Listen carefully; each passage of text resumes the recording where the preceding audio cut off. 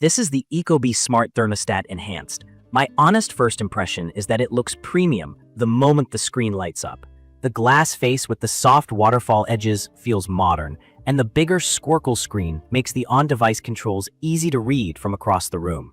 I like the clean UI, the color temperature sliders, and how the app mirrors the look and flow on the thermostat. It gave me that immediate sense that I wouldn't have to fiddle to figure it out. One quick reality check though. The glass shows fingerprints fast. If you're a neat freak, keep a microfiber cloth nearby. From my experience, installation splits into two very different stories. With the C-wire, which is the common wire that provides constant 24-volt power, it's a straightforward job.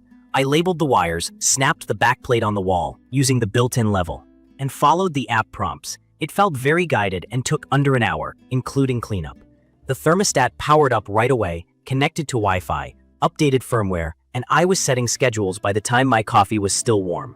Without a C-wire, it's a very different vibe because you'll likely use the included power extender kit, often called the PK. That small module installs at the furnace control board, not at the thermostat. If you don't spend much time with HVAC wiring, it can feel intimidating. The instructions are clear, but you're opening the panel, tracing wires, and moving connections. It's doable, but this step is where DIY confidence really matters. A quick tip if you're new to this: turn off power at the breaker, take photos before and after every change, and keep spare fuses on hand just in case. If any of that makes you nervous, it's worth paying a pro. Also, if you have a wired humidifier or dehumidifier and no C-wire, there's a catch. The Enhanced only supports one wired accessory. The PEK uses that same accessory terminal, so you can't have both at the same time. That's a big limitation buyers should know upfront. Key features that stand out in daily use are the radar-based occupancy sensing and the EcoPlus software. The radar is more sensitive than older infrared motion sensors and can notice movement from a bit farther away or even when someone is off to the side.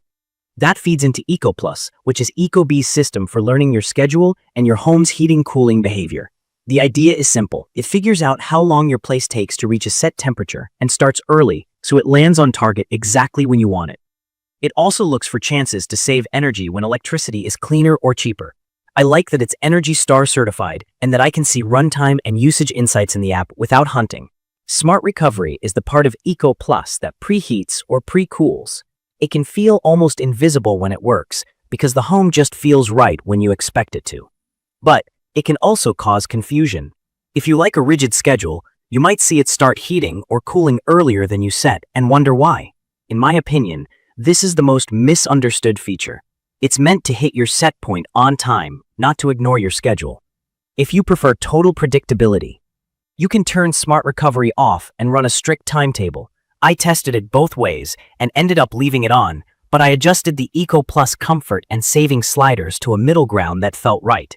As for voice control, this model doesn't have a mic or speaker built in. It works with Siri, Alexa, and Google Assistant, but you need a separate smart speaker.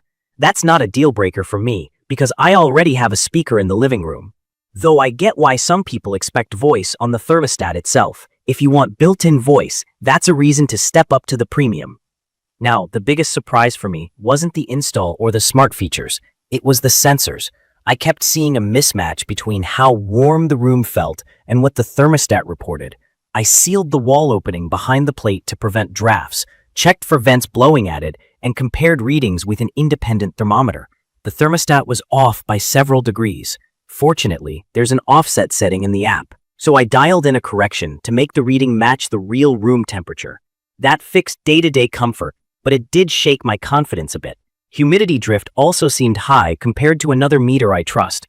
For folks who are picky about accuracy, this will be frustrating.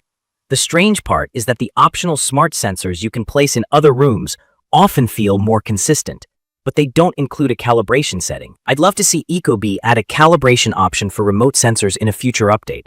The way this thermostat fits into a smart home is where it shines. It's rock solid with Apple HomeKit, and it's friendly with Alexa and Google Assistant. I voice set temps, trigger a bedtime scene that adjusts the set point, and check status without touching the screen. That consistency matters. I often let HomeKit handle routines because it's easier to keep all automations in one place. In practice, the Enhanced becomes a super reliable endpoint in the home, the bridge that lets my chosen platform drive the behavior. In my opinion, that's the secret strength of this device. On design, I appreciate that it looks like a premium piece without going overboard. It's about 4 inches by 4 inches and just under an inch thick with a bright LCD that's easy to read at a glance. The body is plastic instead of metal like the higher-end version, but I don't notice that once it's on the wall. It includes a trim plate in the box to cover old paint lines, plus screws, wire labels, and the PEK if you need it. The app is quick and intuitive, and the on-screen menu never left me guessing where a setting lived. From my experience, the biggest pros are the clean design, easy app, radar occupancy accuracy, responsive controls, and broad compatibility. The biggest pain points are the fingerprint-prone glass, no built-in voice, no included smart sensor, potential sensor accuracy issues, and the accessory conflict if you rely on the PEK. If you're in a newer home with a C-wire and no wired humidifier, you'll likely have a smooth ride. If you're in an older home with a humidifier and no C-wire, I'd either plan for professional installation or consider the premium model to avoid that accessory bottleneck. It's perfect for someone who wants a modern, good-looking thermostat that plays well with Apple, Alexa, and Google, and who appreciates automation but still wants simple manual control from time to time. If you want deeper energy tools, the built-in Eco Plus features are a nice layer, and the Energy Star certification is a plus if you care about usage and rebates. If voice on the device matters, or if you need remote temperature management right away, budget for a smart sensor or look at the premium. I'd recommend this for homeowners or renters who can confirm they have a C-wire and want a stable, app-first thermostat with strong integrations. I'd also recommend it to anyone leaning on Apple HomeKit scenes or Alexa routines, because the Enhanced behaves like a dependable endpoint that just listens and responds.